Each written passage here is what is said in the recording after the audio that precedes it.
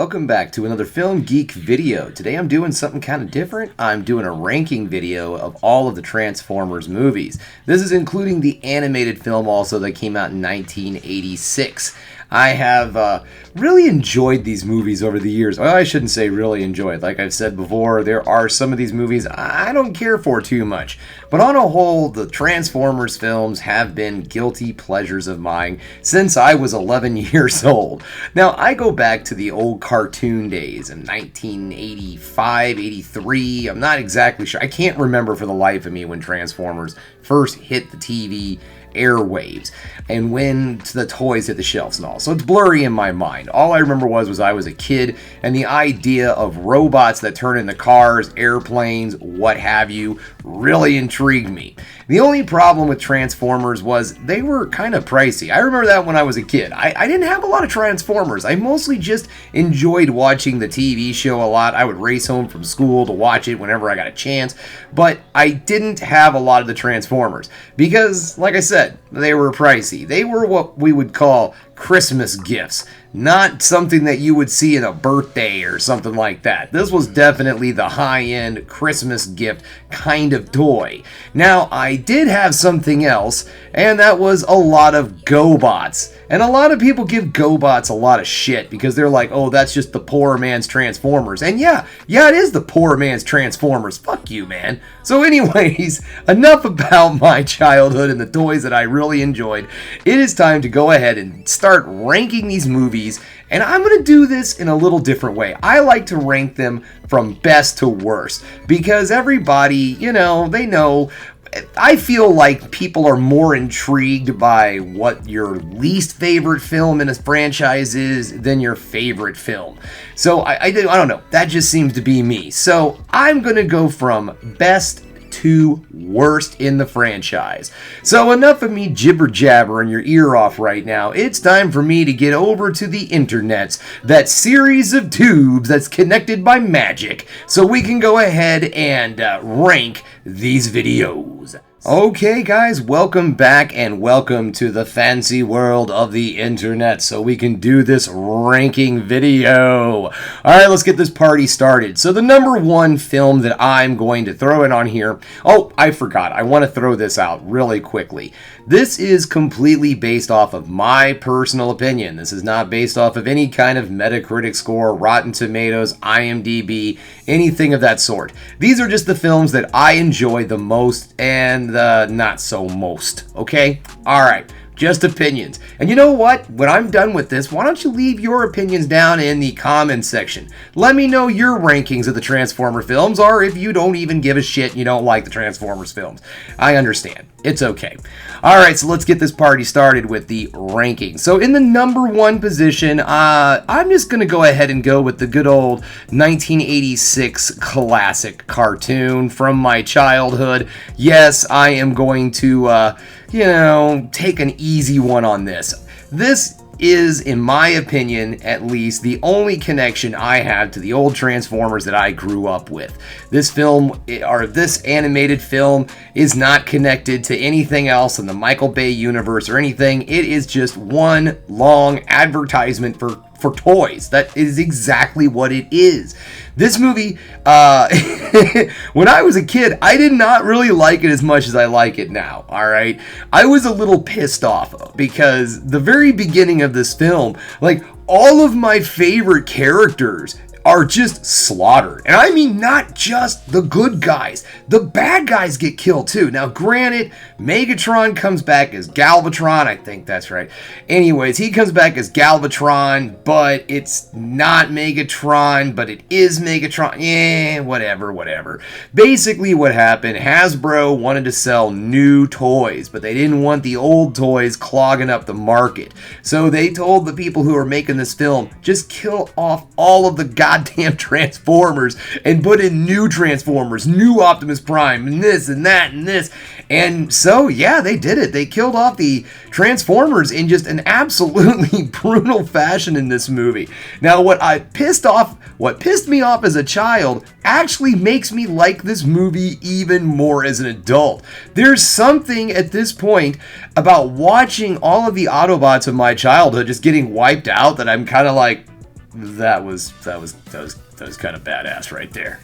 I don't know, but that was kind of badass.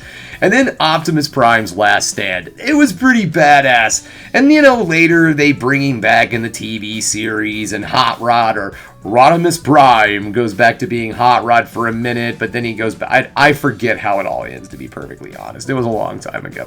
But anyways, moving on to the number 2 position. And this one, again, because I'm a fan of Gen 1 Transformers, this shouldn't be a surprise, and that is a Bumblebee from 2018. So we're going to place that right there in the number 2 spot, Bumblebee. So what I really loved about this film was it almost seemed like they were sticking their big toe in the pool of what the Transformers franchise could be and what it should have been in the beginning. The first film in this new, I don't know if it's going to be a trilogy or what, but it definitely, there's definitely more story to be told. Let's just put it that way. Anyways, I feel like by doing Bumblebee the way they did was really great, because they just put their toe in like the pool of water of what is Transformers to kind of see if people would like this. And it told a much smaller scale, intimate story. There was only one real Autobot involved, and that was Bumblebee. You did have a couple more Transformers that were hunting him down, so on and so forth. But the idea of just keeping this simple with a very sweet story that was very intimate, I enjoyed that a lot about this movie. It really brought me back to the Transformers that I grew up with. So yeah, that's why it's my number 2 spot.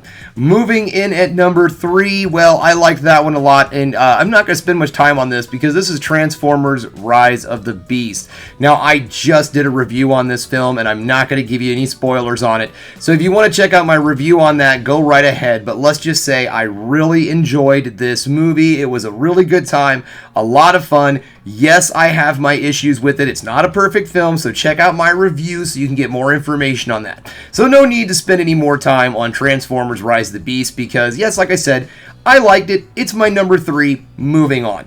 Number 4 should be, again, this seems like it's pretty common amongst fans, and that is the 2007 Michael Bay Transformers, the first Transformers, going into my number 4 spot. Now, this movie I really didn't enjoy very much when it came out. I'm not going to lie. I really thought it was okay at best. Now, over the years, I've learned to appreciate it more. Again, like I said, it doesn't feel like the Transformers I grew up with, but my kids enjoyed it, and it put a smile on their face, so I guess mission accomplished with this movie. But if I had to pick one movie out of the Michael Bay, whatever you want to call that is superior to all of the others, I'm gonna have to just say the first film. This one, in my opinion, too, it was one of the few ones that the Autobots had their own personalities, at least a little bit. I mean, Jazz had at least a line, I think. He might have had 2. But from this point on, it just seemed like Transformers take the back seat. It's just the Optimus Prime, Bumblebee show, and then possibly one more Autobot just to kind of have a third wheel, I guess you could say. But then everybody else is pretty much just cannon fodder. And the other thing about this movie in 2007 I didn't like was the look of the Decepticons. I really, really hated the look of the Decepticons in this movie, and I still do not like it whatsoever. I've never been able to understand why they couldn't just go with the old design for these characters. They weren't bad, and you could have CGI'd it. I mean, look at today, okay? The newer design for the Autobots and for the Manimals and all of this, it looks really good. And it's not like that technology didn't exist, because these films, I mean, say what you will about them, the CGI still looks pretty solid, at least in the first movie. So you could have done the more kind of, I guess you could say, stylized look to the Transformers, but I don't like the look from Michael Bay on this, especially from the Decepticons. And I would say my least favorite Decepticon, my 2 least favorite, number 1 is Starscream. Starscream looks like a big fucking messy triangle. And Megatron, I like the fact that they made Megatron into some kind of like spaceship or jet or something, because I've always really hated Megatron's design from my childhood. I mean, the dude turned into a gun. He's this big robot, right? He's this big freaking robot who turns into a little bitty gun. Even when I was a child, I'm like, yeah, that doesn't make any sense. I mean, even though another Transformer, because if I remember correctly, it was generally like Starscream or Soundwave that shot Megatron when he transformed into his gun. But even then, he was still too big, turning into something smaller. I never could wrap my head around that. I thought it was dumb. And then they did the Galvatron, and they made him into a cannon, which was okay, I guess, but a cannon? I mean, a cannon? I believe later on down the road they put some, like, treads on him, and they're like, oh no, it's not a cannon, it's a tank. Yeah, he's a tank, Galvatron, woo! So I guess they tried to spice the character up. But anyways, in the movie, the first 2007, I just thought that the freaking Decepticons looked terrible. But I did enjoy the story. I like Shia LaBeouf's character coming into it. I like the human element of that. And unfortunately, that is what's going to destroy the films later on down the road. Alright, so that brings me to number 5. Number 5 is Transformers Last Night. And I believe, let's see, I think that's this one right here.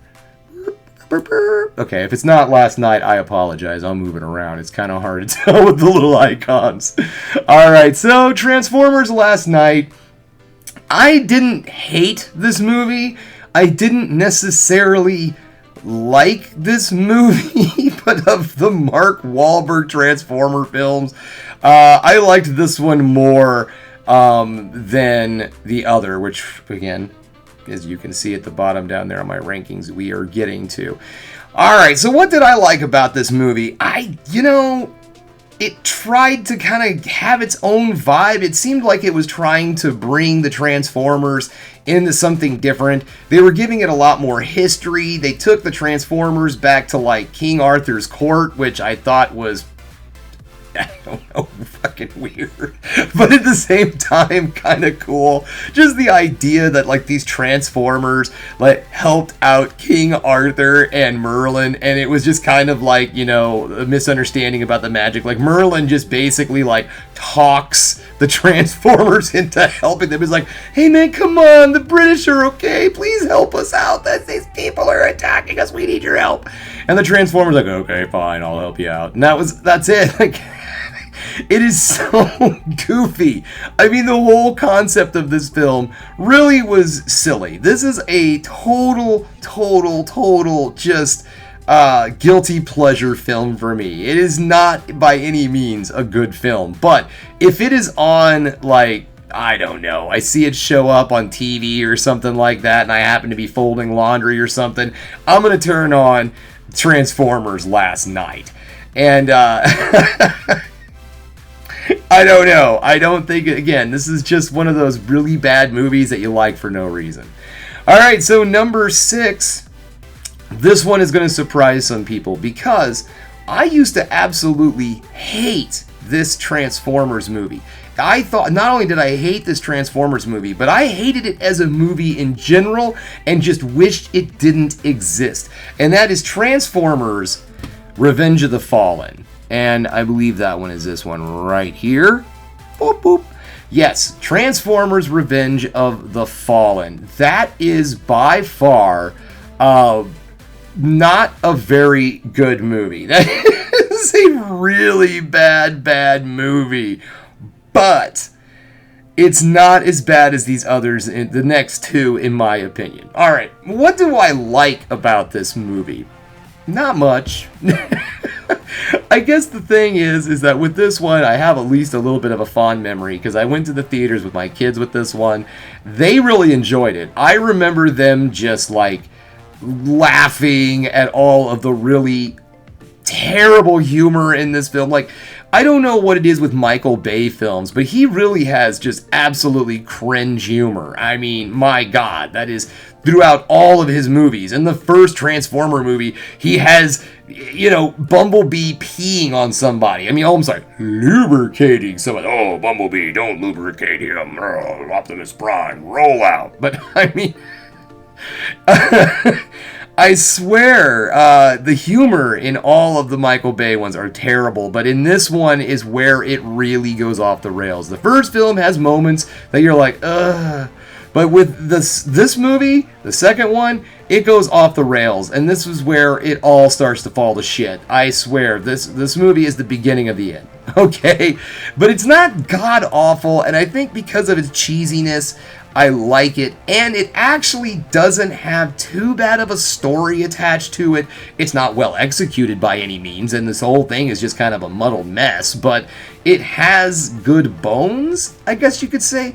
I like the idea of the final and, you know, the first Decepticon trying to take everybody out, and Megatron's working with him, and Optimus Prime is the only one who could stop him, and son of a bitch, old Optimus Prime goes and gets himself murdered by Megatron, and then here we go, no Optimus Prime, and Optimus Prime is the only guy who could stop the bad guy in this movie. Needless to say, Optimus Prime comes back. I mean, this is the second movie in a 5-movie series. He comes back, he's okay.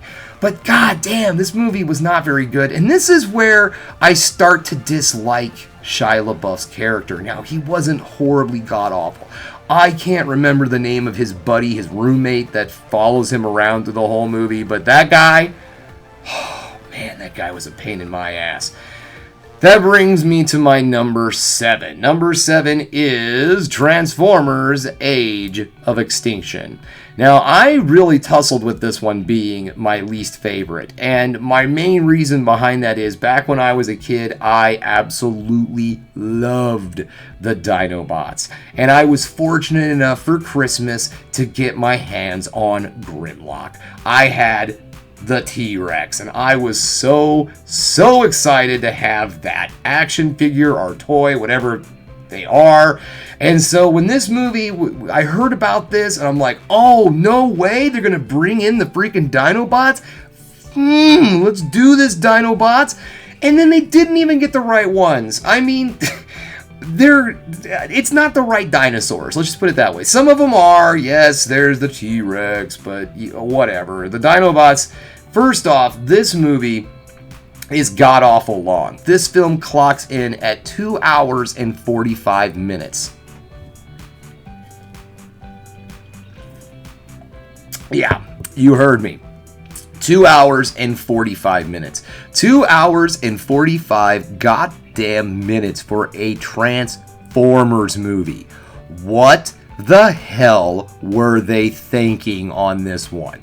And the big draw, the Dinobots, I want to say they don't show up until the last 45 minutes of the fucking movie.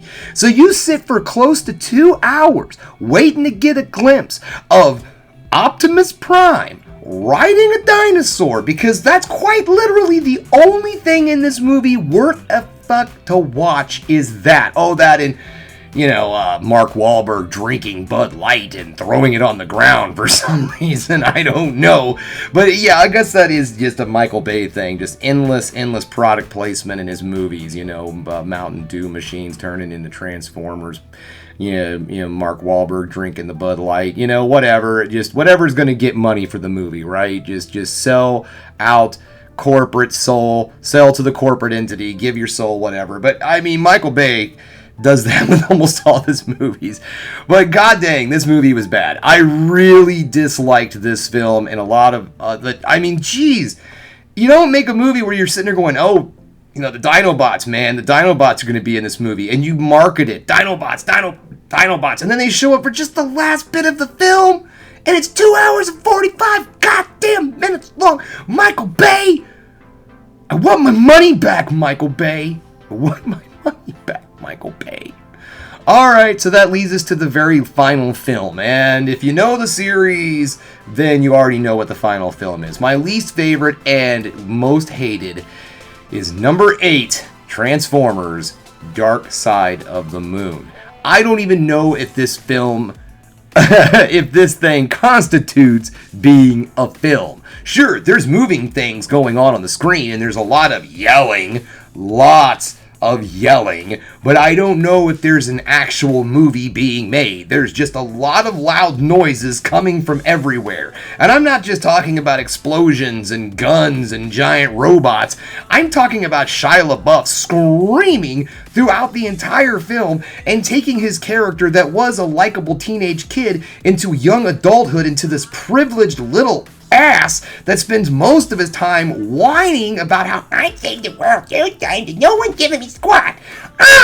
That's it. That's all he does for the whole freaking movie is just bitch and throw it in everyone's face that he saved the world twice. Well, geez, you did get a medal. In the movie they show you getting a medal. You know, sorry that you weren't able to use that to your advantage on your resume and get a job. I don't know what kind of degree you have in this film, Shia LaBeouf. Maybe the degree that you have didn't quite fit the field that you were looking into. Maybe you didn't have the experience. I don't give a rat's ass, but I have to sit here for over 2.5 hours and listen to you whine about how you can't get a job. And let's not even talk about the parents. Oh, no, you know what? Let's talk about the parents. The parents in this movie are just horrible. They are so annoying.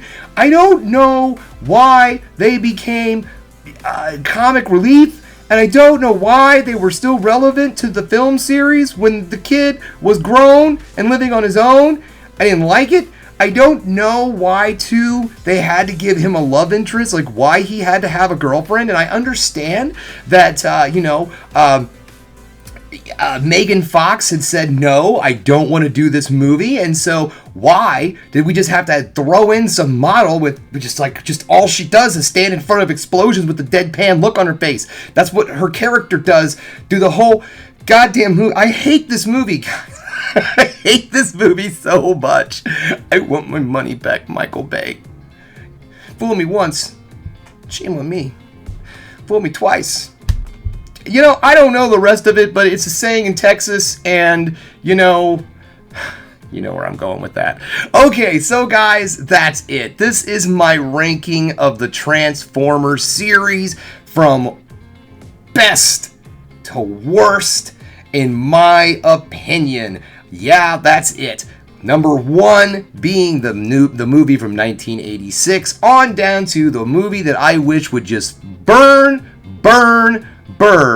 because all I can feel is flames on the side of my face every time I think about this movie.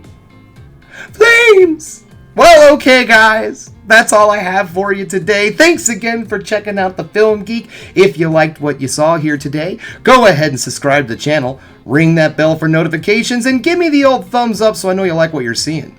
And if there's one more thing you could do, folks, that is keep watching movies. You know I'm gonna.